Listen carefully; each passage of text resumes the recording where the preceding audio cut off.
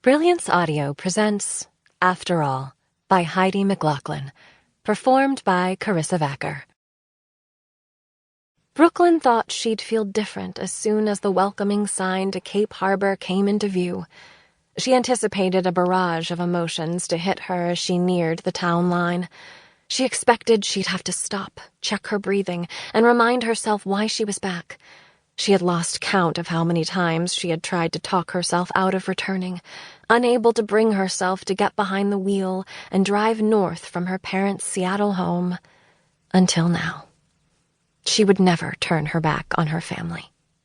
It was the timing that bothered her the most, and that was what made her pull over.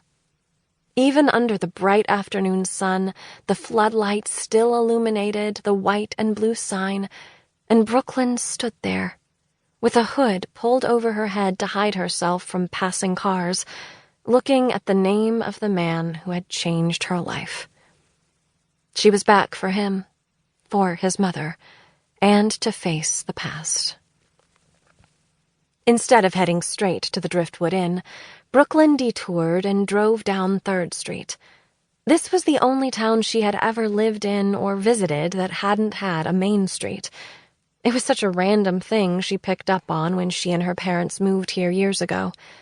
She never understood why until she learned that when the town incorporated, the people counted the streets up from the harbor, numbering instead of naming, with 1st Street being the closest to the water. Curiosity filled her. For years she had not asked questions about her favorite spots, mostly to avoid the feeling of being homesick, but also so she could forget. The less she knew, the better. The less she longed to return, the easier it would be to create a new life. That was what she needed to do. Start over, put the past behind her, and move on. At the red light, she closed her eyes. It only took her seconds to tell Carly she would come back, even though, deep down, it wasn't what she wanted to do. Yet she owed the woman and could never tell her no. Brooklyn was content with the life she was living. She was one of the most sought-after home renovators, with homeowners paying her top dollar to come to them, to transform their visions into their dream homes. Her job afforded her many luxuries, except roots. She didn't rent a home, let alone own one.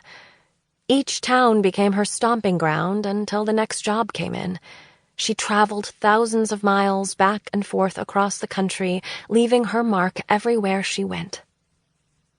The honking horn startled her. Her eyes flung open and her foot automatically touched the gas before she slammed her foot back onto the brake, earning another long horn and probably a few choice words from the car behind her.